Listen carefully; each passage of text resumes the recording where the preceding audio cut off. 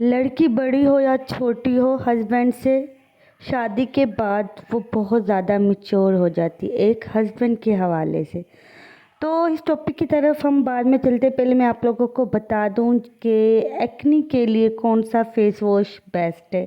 तो मैं इतने दिनों की सोच रही थी कि मैं एक्ने के अबाउट आप लोगों से बात करूंगी, क्योंकि हम गर्ल्स को, वुमेन को एक्ने का बहुत ज़्यादा प्रॉब्लम होता है। मेरा पर्सनल एक्सपीरियंस है, मैंने इनको पहले यूज़ किया है, फिर मैं आप लोगों के साथ इनका रिव्यू शेयर कर रही हूँ। अच्छा, ये चिल्टन फेयर का फेस वॉश है। अम्मी की तरफ मैं गई थी, मैं ना फेस वॉश घर पे भूल गई थी। तो उधर ये भाई यूज़ करते थे, तो मुझे ना चिन पे भी पिंपल निकल आए, फोरहेड पे भी पिंपल इतने ज़्यादा निकल आए। तो क्योंकि फेस वॉश तो मैं अपना इधर भूल गई थी और घर पर ही, तो उधर उन्होंने कहा ये यूज़ करके देखो। तो मैंने ये 2 दफ़ा यूज़ किया, मेरे पिंपल गायब। मैं तो हैरान रह गई। फिर मेरे जहन में फ़ौरन आया कि मैं अपनी यूट्यूब फैमिली के साथ भी ज़रूर शेयर करूँगी ये वाला फेस वॉश, क्योंकि अच्छी चीज़ें ज़रूर शेयर करनी चाहिए, किसी की हेल्प हो जाए। आप लोग अगर ये थोड़ा एक्सपेंसिव है, अगर आप लोग ये वाला अफोर्ड नहीं कर सकते ना, बहुत वैसे ज़बरदस्त है, एक से दूसरी दफ़ा लगाओगे आपके सारे पिंपल गायब हो जाएंगे। अगर आप ये वाला फेस वॉश अफोर्ड नहीं कर सकते, मैं आपको थोड़ा रीज़नेबल भी मतलब बताऊंगी। ये 1200 का था, आई थिंक मैंने बाय नहीं किया, भाई का था ये। खैर, है बहुत अच्छा। वैसे अगर एक दफ़ा ले लो चीज़, बहुत अच्छी है।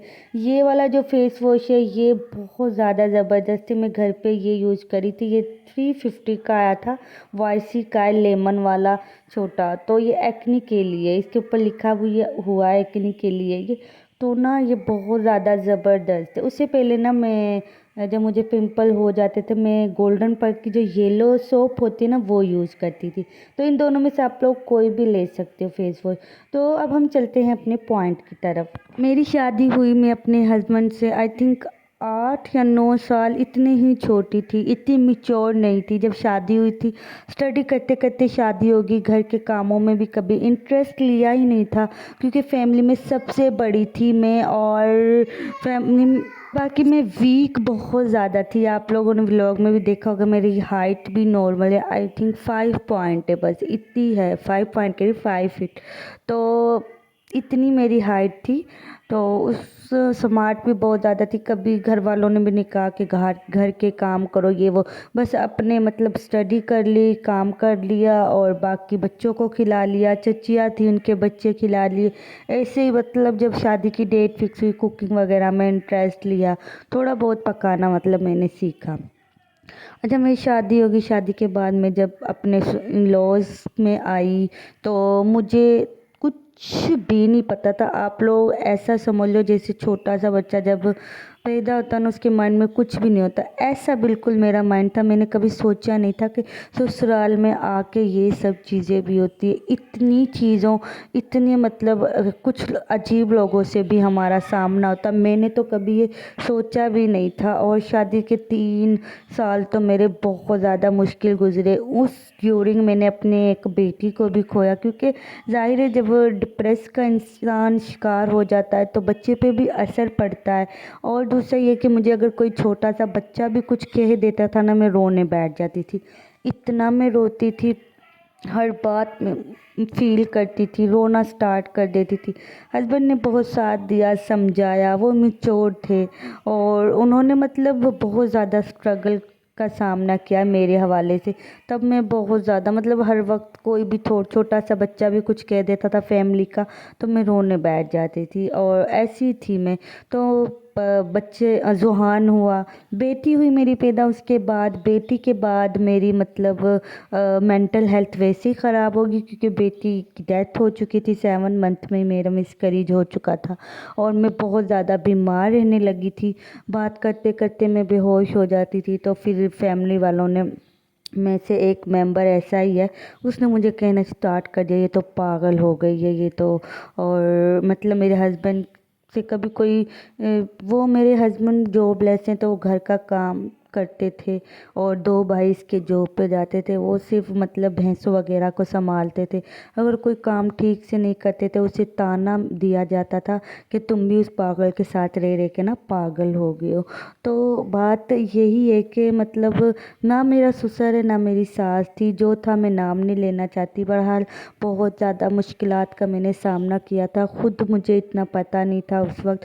फिर मतलब ज़ुहान होने वाला था, तो जब मुझे ज़ुहान की गुड न्यूज़ मिली तो मेरी तबीयत खुद ब खुद ठीक होती गई, क्योंकि ज़ाहिर है फिर मेरा उधर ध्यान चला गया। और तब भी मेरी ये दुआ थी अल्लाह मुझे बेटी दे। अच्छा, मुझे ना किसी ने ना ये भी बददुआ दी थी, मतलब लोगों की बातों का ना शादी के बाद ना मैं उन लड़कियों को मैसेज दे रही हूँ जो बिगिनर हैं, कभी भी ना किसी की बातों को ना दिल पे ना लो। तुम्हारा हस्बैंड साथ है ना तो बस ठीक है, हस्बैंड का साथ होना बहुत ज़्यादा ज़रूरी है। तो ना मुझे किसी ने ये भी बदवा दी थी कि इसकी अल्लाह इसको बेटी दे और वो बेटी इतनी गंदी हो, ठीक है ना। और अब तो मैं इतनी वो हो गई हूँ, मैं किसी की बातों को दिल पे लेती ही नहीं हूँ। कोई मतलब जेलिस होता तो होने दो, मैं अब बहुत ज़्यादा मैच्योर हो गई हूँ। अनाया के बाद ना ज़्यादा मैं मैच्योर हो गई हूँ। इंसान आस्ता आस्ता सेट हो जाता है, ठीक है ना। एक इंसान की ज़िंदगी में बहुत सी मुश्किलात आती हैं, उनको सामना कैसे करते हैं। तो बस मैं अल्लाह से दुआ करती थी। और मैं इंशाल्लाह आप लोगों को ना किसी व्लॉग में ना एक प्रॉपर वीडियो बनाऊंगी, इसमें बताऊंगी कि हस्बैंड और वाइफ की शादी दरमियान प्यार पैदा करने के लिए कौन सी एक तस्वीर है वो मैं पढ़ती थी। क्योंकि मेरा हस्बैंड उस वक्त एक किस्म का चीट ही कर रहा था मेरे साथ, साथ था मेरे, बट उसका दिमाग किसी और ने मतलब अजीब सा किया हुआ था। बट मैं बस रोती थी, अल्लाह से दुआ करती थी कि ये मेरा हो जाए। बहुत दफ़ा हमारा रिश्ता टूटते टूटते बचा, पर उसमें भी मेरे हस्बैंड का ही रोल था, क्योंकि उन्होंने बहुत ज़्यादा मेरा साथ दिया था। उन्हें पता था मैं मैच्योर नहीं हूँ। वो तो मुझे अब भी कहते कि तुम मैच्योर नहीं हो, और पर मैं कहती हूँ कि मैं बहुत ज़्यादा मैच्योर हो गई हूँ, ऊंच नीच को समझने लग गई हूँ, दुनिया में क्या चल रहा क्या नहीं। तो अपनी बेटी की जब भी शादी करो ना, उससे ना इतना समझा के भेजो कि ससुराल में ना एक ना एक बंदा ऐसा जो तुम्हारा ना पक्का दुश्मन होगा और वो तुम्हारे पीछे लग जाएगा। पर तुमने उसकी बात को दिल पर नहीं लेना और ब्रेव रहना। मेरी तरह नहीं, मैंने अपना बेबी खो दिया, बेटी खो दी, डिप्रेस हो गई, रो रो के बुरा हाल कर लिया था। उस ड्यूरिंग में बहुत ज़्यादा रोती थी, बहुत मतलब मेरे हालात बुरे चल रहे थे। शादी के 2 साल बाद बहुत बुरा टाइम गुजरा है। खैर, और मैं बाकी स्टोरी भी इंशाल्लाह आप लोगों के साथ शेयर करूंगी अगर इस पे अच्छे व्यूज़ आए तो। हस्बैंड ने साथ दिया मेरा, उसने मुझे संभाला, उसने मतलब जब बेटी की डेथ हुई तब भी उन्होंने मेरा बहुत ज़्यादा साथ दिया। पर उनका माइंड कोई और ख़राब कर रहा था। ये स्टोरी इंशाल्लाह मैं आप लोगों के साथ फिर किसी दिन शेयर करूँगी। तो अभी स्टोरी इतनी है, फिर कभी आप लोगों के साथ शेयर करूँ, क्योंकि एक तो मैं रेगुलर रूटीन नहीं शेयर कर पा रही, तो बस मैं आप लोगों के साथ इतना ही शेयर कर पाऊँगी। आप लोगों ने अभी भैंसें देखी होंगी है ना मेरे व्लॉग में, ये मेरी जेठानी की हैं, वो उन्होंने इधर बांधी हुई थी। तो इधर बच्चे सो रहे थे, मैंने थोड़ा सा एक क्लिप बना लिया। तो अभी कहानी ख़त्म नहीं है, अभी कहानी जारी है। तो इंशाल्लाह जब नेक्स्ट पार्ट में आप लोगों के साथ शेयर करूँगी उसमें आप लोगों को बताऊँगी। तो हम मिलेंगे नेक्स्ट व्लॉग में, तब तक के लिए अल्लाह हाफिज़।